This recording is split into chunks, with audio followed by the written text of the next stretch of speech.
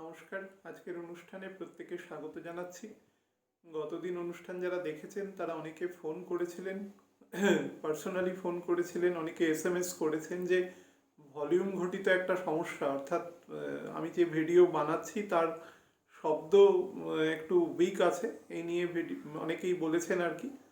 তো সেটা একটু টেকনিক্যাল প্রবলেম আছে, কারণ যেই ডিভাইসটা দিয়ে আমি এতদিন রেকর্ড করতাম সেই ডিভাইসটা চেঞ্জ হয়েছে, সেই কারণে কিছু টেকনিক্যাল প্রবলেম হতে পারে। আজকে চেষ্টা করা হচ্ছে, অন্তত এই ভিডিও যখন আপলোড হবে, আজকে 27 তারিখ, আমি ভিডিও 28 তারিখ, আজকে আমি ভিডিও আপলোড করছি। 28 তারিখ এখন রাত আছে, রাত্রিবেলা। তো যদি ভিডিও আজকে আপলোড হয়, চেষ্টা করা হচ্ছে এই প্রবলেমটা যতদূর সম্ভব নালিফাই করার মতো। তো যে টপিকটা নিয়ে আলোচনা আজকে করব, প্রথমেই তো প্রত্যেককে শুভ বিজয়ের আন্তরিক শুভেচ্ছা জানাচ্ছি। প্রত্যেকে ভালো থাকবেন। এই বছরটা এমনি একটু টুইস্ট অ্যান্ড টার্নের মধ্যে দিয়ে গেছে, এখনও যাচ্ছে সময়টা। বহুবার বলেছি, বহুবার আলোচনা করেছি যে 20 নভেম্বর পর্যন্ত সময়টা অ্যাজ এ হোল নেগেটিভ আছে।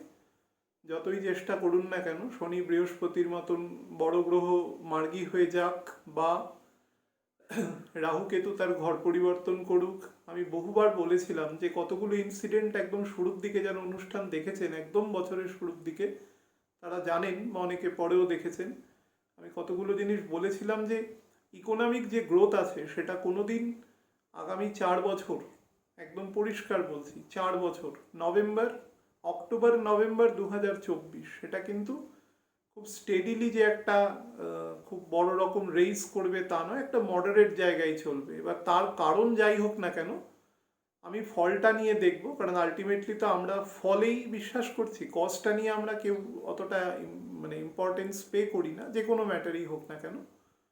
তো সেই জায়গাটা একটা স্লো থাকবে। আমি এও বলেছিলাম যে বৃহস্পতি ডাইরেক্ট হবে।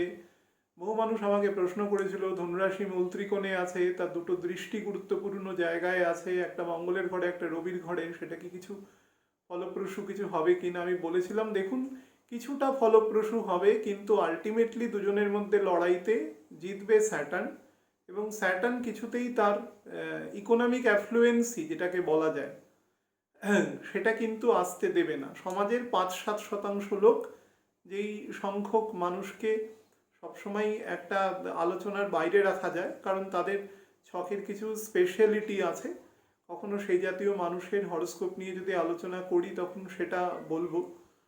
কিন্তু আমাদের মতন র্যাঙ্ক অ্যান্ড ফাইল যারা সাধারণ মানুষ, তারা কিন্তু এই গোষ্ঠীভুক্তই, এবং তাদের কিন্তু এটা কম বেশি সাফার করতে হবে, এবং এখনও আরও কয়েক কনজিকিউটিভ ইয়ার্স সাফার করবে। সারা পৃথিবী চেষ্টা করছে এখান থেকে বেরোনোর, কিন্তু কাউকে ডিসকারেজ করার অধিকার বা ক্ষমতা কোনো দুটোই আমার নেই। আমি যেটা অ্যাজ পার অ্যাস্ট্রোলজিক্যালি ট্রুথ, আমি সেটুকুই শুধু বলবো যে পূর্বেও হয়েছে, ভবিষ্যতে এরকম হবে। অনেক ফেজ এরকম যায়, যখন ভালো খারাপ মিলিয়ে যায়, তখন সদ্বুদ্ধি সম্পন্ন মানুষ যারা আছেন, রাষ্ট্রনেতা বা বিভিন্ন বড় বড় দেশ টাইকুনস যারা আছেন, তারা চেষ্টা করেন বের করে আনার।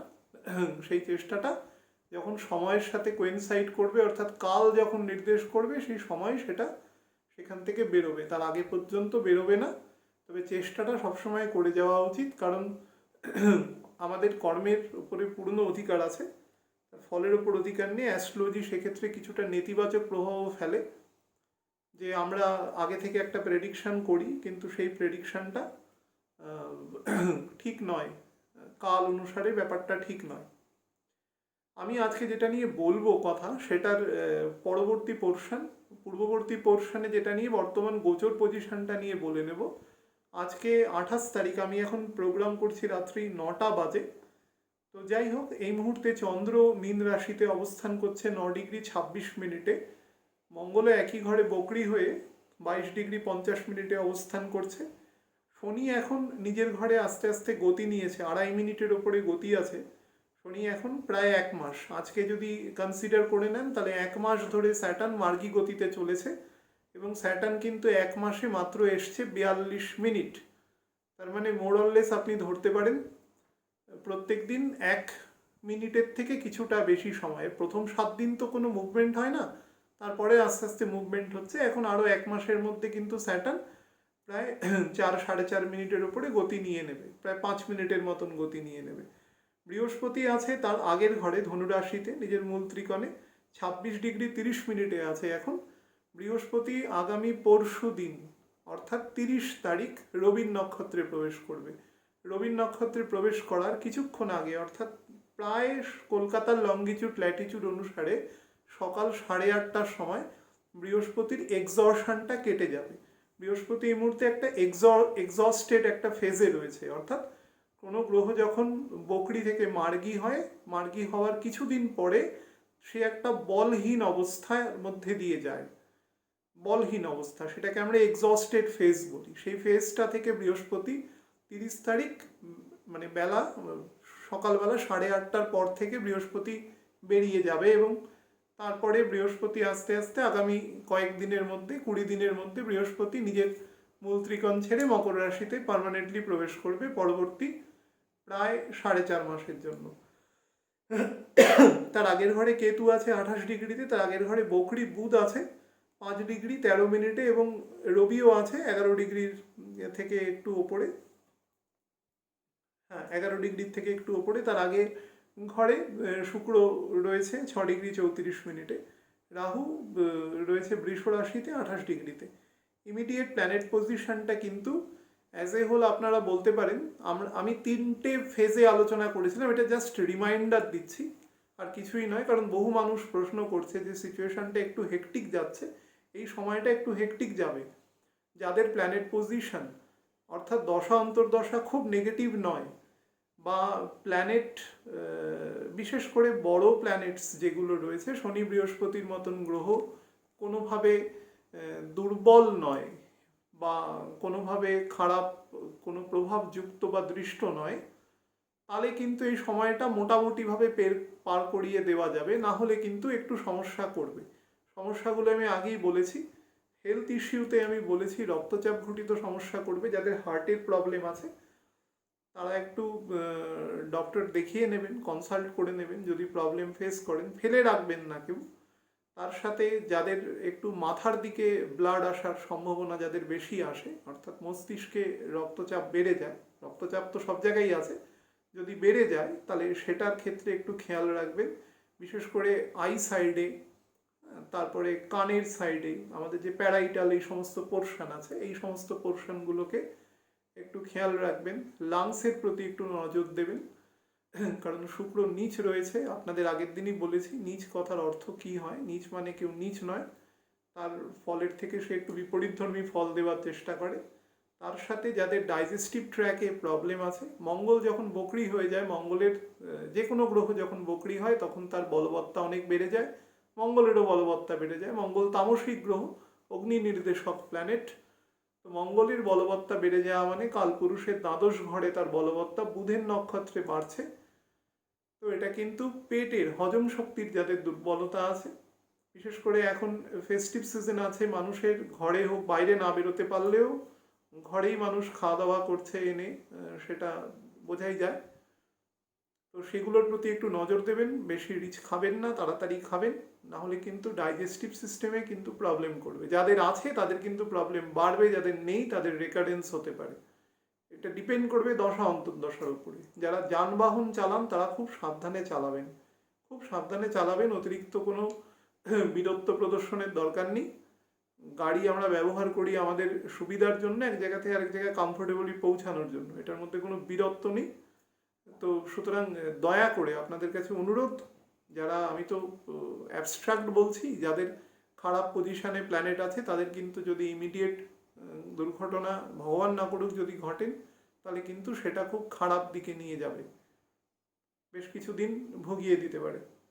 খারাপ জায়গায় প্ল্যানেট আছে। নাম্বার 4 হচ্ছে আমি বাক সংযম করতে বলেছিলাম প্রত্যেককে।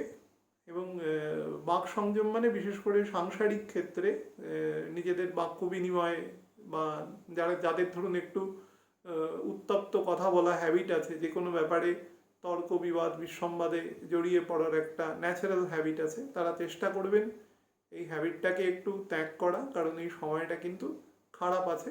স্পেশালি হাজব্যান্ড ওয়াইফ, যারা নিউলি ম্যারিড হাজব্যান্ড ওয়াইফ, বা মোটামুটি 40-এর নিচে যাদের বয়স আছে, এমন ম্যারিড কাপল তারা কিন্তু চেষ্টা করবেন সম্পর্ক ঠিক রাখার, না হলে কিন্তু উত্তপ্ত বাদানুবাদ থেকে কিছুদিনের জন্য সম্পর্কের একটা ব্রিচ অফ রিলেশনশিপ হতে পারে। ফর দ্য টাইম বিং এটা লং টার্মে হবে না, কিন্তু কিছুদিনের জন্য কিন্তু খুব খারাপ একটা এক্সপিরিয়েন্স দিয়ে যাবে। বাক সংযম অত্যন্ত রাখবেন, জোর করে কোনো কাজ করার চেষ্টা করবেন না, যতটুকু আসছে ততটুকুতে সন্তুষ্ট থাকুন। কারণ স্যাটার্ন ফল দেওয়া শুরু করেছে জাস্ট 12 তারিখের পর থেকে, কিন্তু স্যাটার্নের ঘরের থার্ড হাউস থেকে যে কোনো ঘরের বলবত্তা বোঝানো হয়, থার্ড হাউস থেকে সেই ঘরের স্ট্রেংথ স্ট্যামিনা বোঝানো হয়। তো সেখানে কিন্তু মঙ্গল বকরি হয়ে থাকাতে সেটা, এবং স্যাটার্নের দৃষ্টিও রয়েছে তার উপরে, সেটা কিন্তু শনির পক্ষে খুব একটা কমফোর্টেবল নয়। যদিও শনিও ডাইরেক্ট হয়ে গেছে, মঙ্গল ডাইরেক্ট হয়ে গেলে তারপরে সিচুয়েশন কমফোর্টেবল হতে শুরু করবে আস্তে আস্তে 14 তারিখের পর থেকে। তো আমি 20 তারিখ পর্যন্ত অ্যাজ এ হোল প্রত্যেককে সাবধানে থাকতে বলেছি, চলাফেরা খাওয়া দাওয়া ইন অল আসপেক্ট। হঠাৎ করে সময়টা একটু বেটার হবে, সবার মধ্যে একটা হঠাৎ করে লিবার্টির একটা মানসিকতা তৈরি হবে যে না সব কিছু মানি, কিন্তু গভর্নমেন্টের যে রুলস রেগুলেশন আছে সেগুলো টু দ্য লেটার্স ফলো করবেন, কারণ এখনও কিন্তু পরিস্থিতি স্বাভাবিক হয়নি।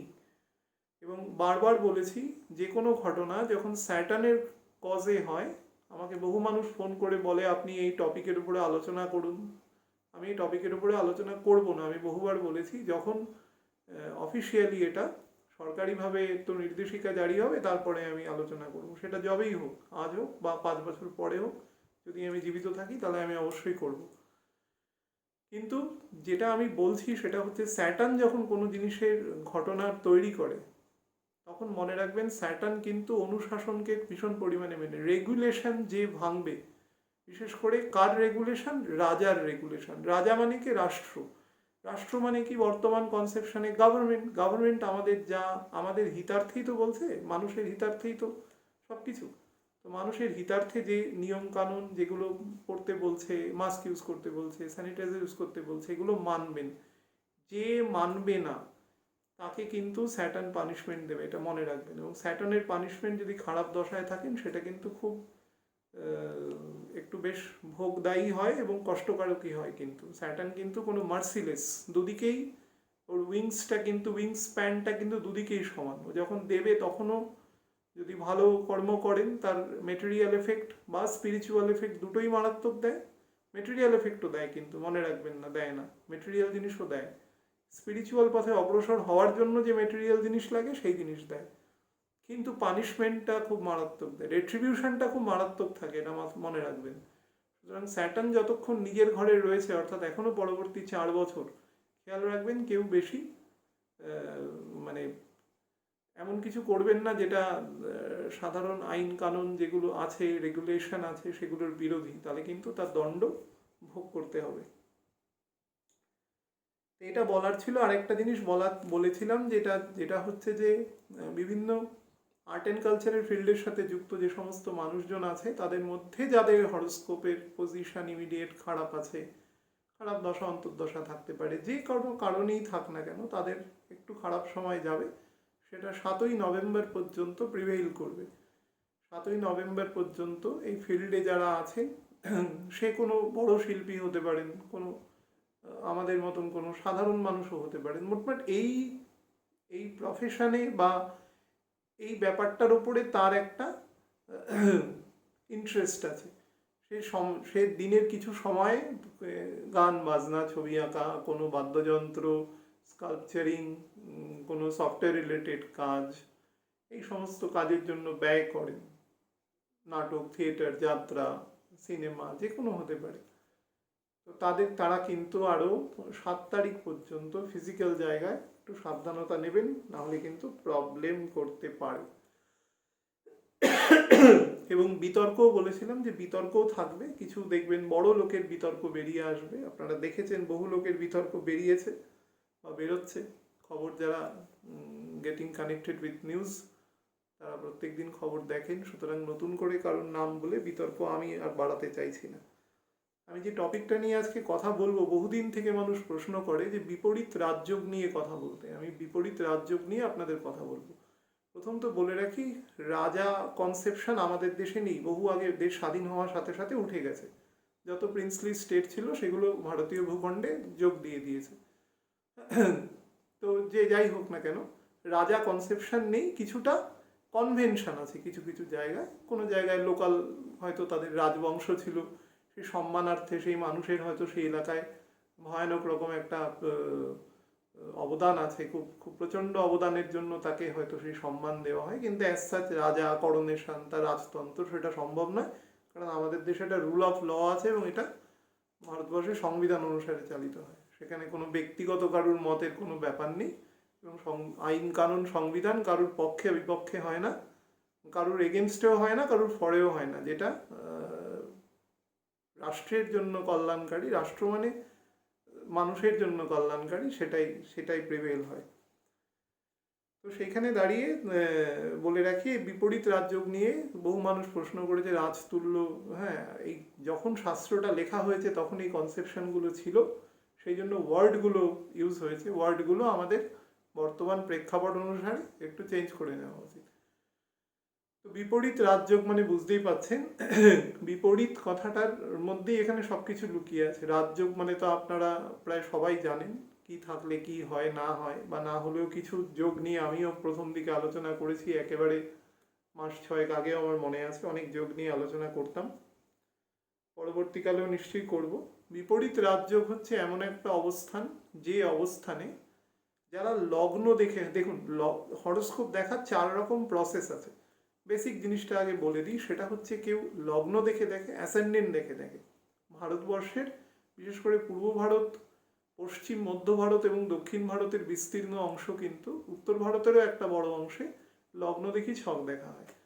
কোথাও রবি দেখে ছক দেখা, অর্থাৎ রবি যেটা থাকে সেটাকে অ্যাসেন্ডেন্ট ধরে ছক দেখা। এটা কিন্তু ওয়েস্টার্ন অ্যাস্ট্রোলজির একটা সিম্বলিক জায়গা, সেটাই তারা ধরে ছক দেখে। কেউ চন্দ্র ধরে, অর্থাৎ আপনার যেটা রাশি, অর্থাৎ চন্দ্রকেই লগ্ন, চন্দ্র লগ্ন ধরেই ছক দেখে, যেটাকে আমরা রাশি বলি। চন্দ্র যেখানে থাকে সেই ঘরটাকে রাশি বলি, সেটা ধরে ছক দেখে। আর এক শ্রেণীর মানুষ আছেন যারা শনিকে বেশ ধরে ছক দেখে। এরকম 4 রকম ধরে দেখা হয়। এছাড়াও আরও অনেক পদ্ধতি আছে।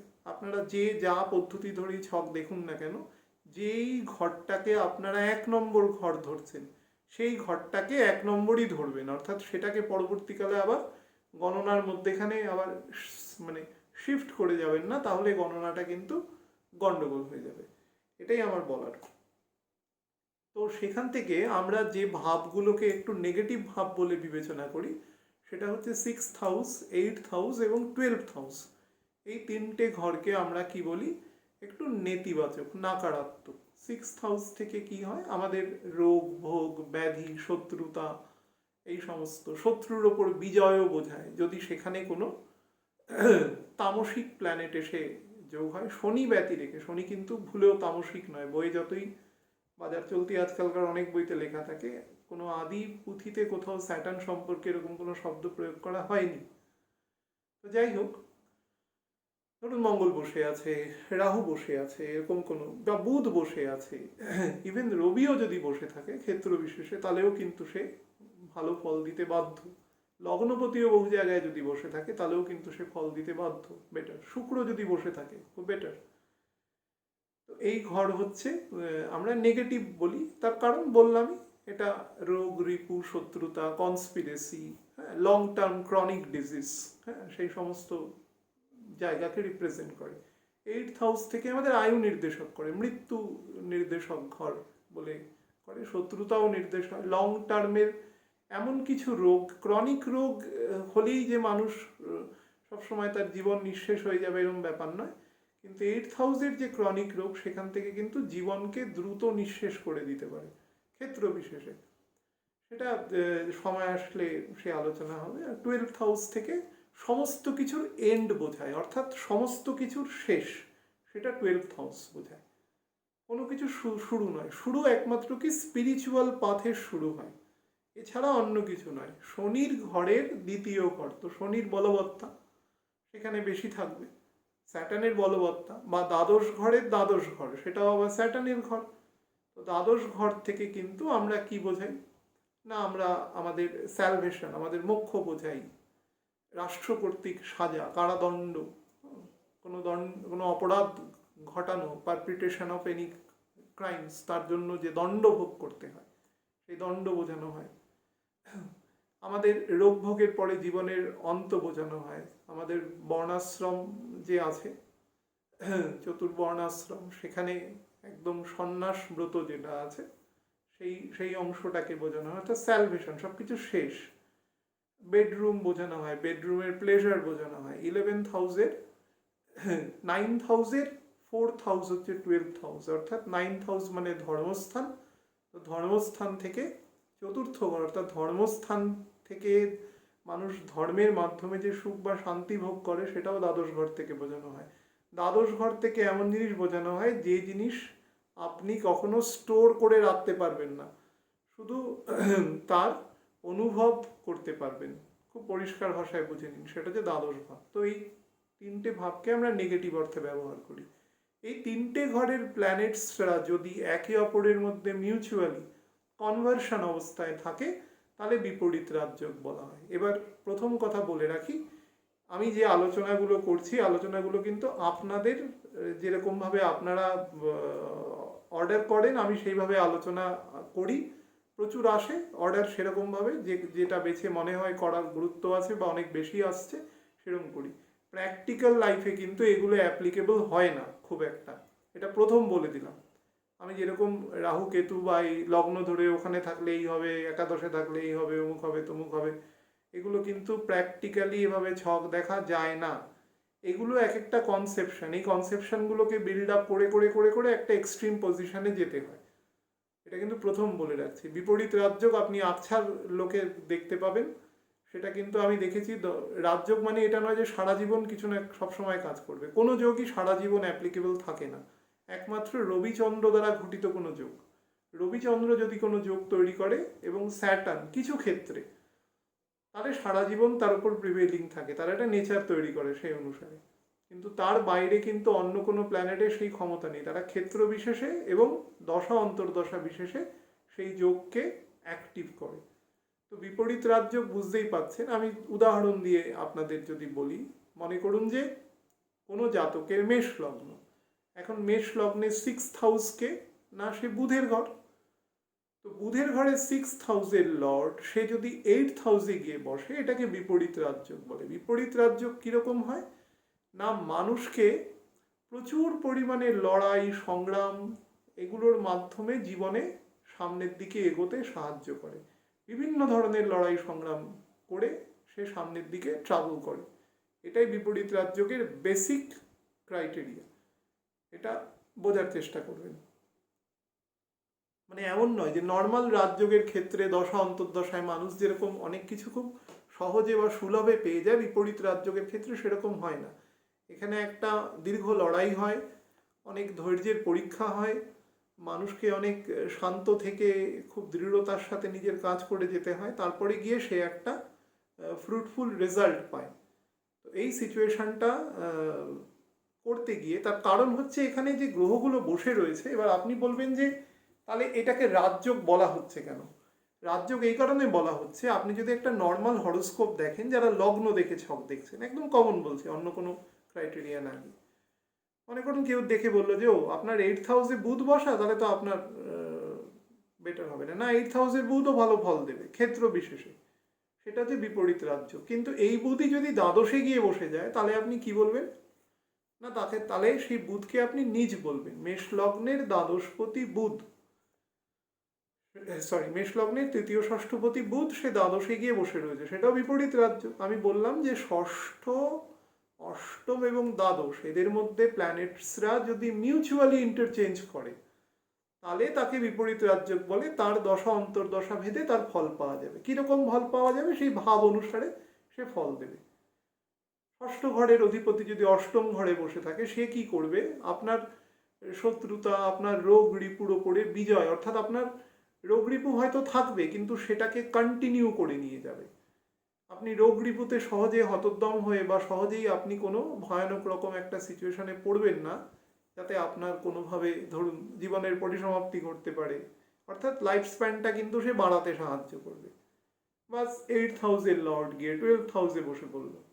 8th হাউস থেকে আমরা সবকিছু ক্রনিক বা এভরিথিং, লং টার্মে মৃত্যুর ঘর, কিন্তু দেখা যাবে যে 12th হাউসে যাওয়ার পরে তার মধ্যে স্পিরিচুয়ালিটি বা সব কিছু এত বেশি পরিমাণে বেড়ে যাচ্ছে বা বেড়ে যাওয়ার মতন প্রবাবিলিটি তৈরি হচ্ছে, বা অন্য অনেক ক্রাইটেরিয়া, আমি কিন্তু জাস্ট এক্সাম্পল দিচ্ছি, এগুলোকে ভাববেন না যে এগুলো মানে একদম বিশেষ গ্রহের ফলের কথা বলছি।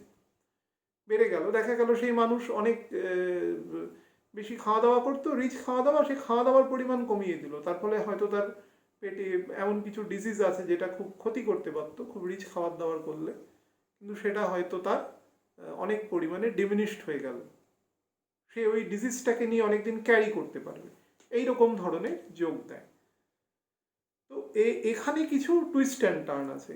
নর্মাল রাজযোগের সাথে বিপরীত রাজযোগের বেসিক পার্থক্য হচ্ছে এই রাজযোগ কিন্তু নর্মালি আসবে না। 42 বছরের আগে এই রাজযোগের ফল কখনো দেয় না। আমার সামনে লঘু পরাশরী ঘোড়া খোলা আছে, আমি যা কোট করছি এখান থেকে কোট করছি, এবং এখানে পরিষ্কার প্রথমে বলা রয়েছে, এই পুস্তকগুলো লেখা হয়েছে অনেক বছর আগে, আমি যে বইটি থেকে পড়ছি সেটা অন্তত 150 বছর আগের বই।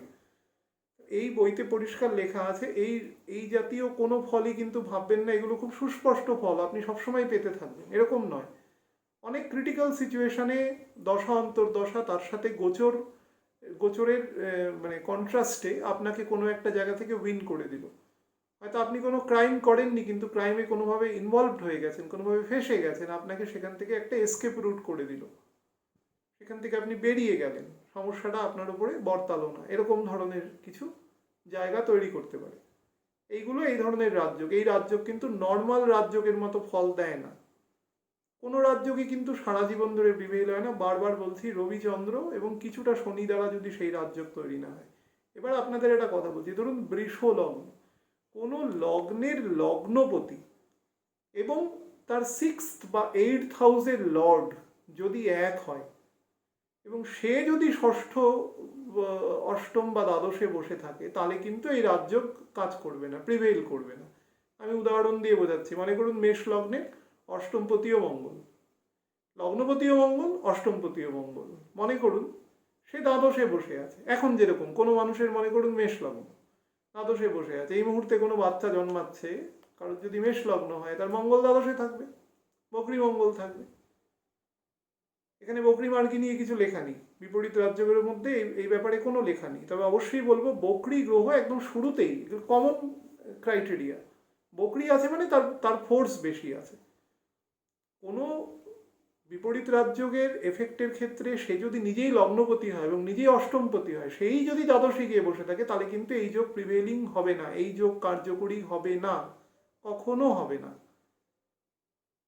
বা বৃষ লগ্নের ক্ষেত্রে আপনি আপনি দেখুন, বা তুলা লগ্নের ক্ষেত্রে দেখুন, তুলা লগ্নের ক্ষেত্রে 8th হাউসের লর্ড হচ্ছে নিজেই শুক্র, সে মনে করুন দ্বাদশে বসে আছে। দ্বাদশে বসে থাকলে তো এমনি প্রথমে বললাম নীচ হয়ে গেলে কিন্তু সে তার ফল দেবে না, কারণ নীচ হয়ে গেলে কি হয়, সে তার ধর্মের থেকে একটুখানি অন্যরকম ফল দেওয়ার চেষ্টা করে, এটা তো তার প্রথম ক্রাইটেরিয়াতেই কেটে যাচ্ছে।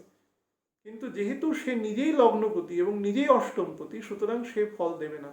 সুতরাং শুক্র মঙ্গলের ক্ষেত্রে কিন্তু এইরকম একটা সমস্যা আছে, শুক্র মঙ্গলের লগ্নের ক্ষেত্রে, চারটের ক্ষেত্রেই, মেষ বৃষর ক্ষেত্রেও আছে, আবার তুলা বৃশ্চিক এই দুটোর ক্ষেত্রে, অর্থাৎ চারটের ক্ষেত্রেই আছে।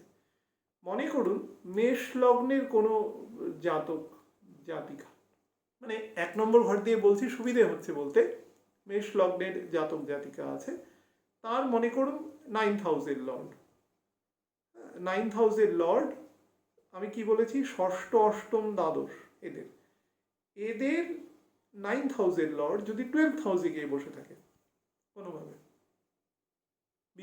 বিপরীত রাজযোগের সাথে এর কোনো সম্পর্ক নেই, অ্যাজ সাচ কোনো সম্পর্ক নেই, কিন্তু এটা একমাত্র মেষ লগ্নের ক্ষেত্রে বলছি, এখানে আলাদা করে টিকা দেওয়া আছে।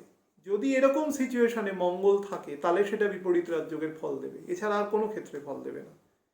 4 নম্বর টিকা, আমি পরিষ্কার বলছি, এখানে যে ভাষায় লেখা রয়েছে সেটা বললে অনেকে হয়তো ব্যাপারটা বুঝতে পারবে না, আমি তর্জমা করে বলছি।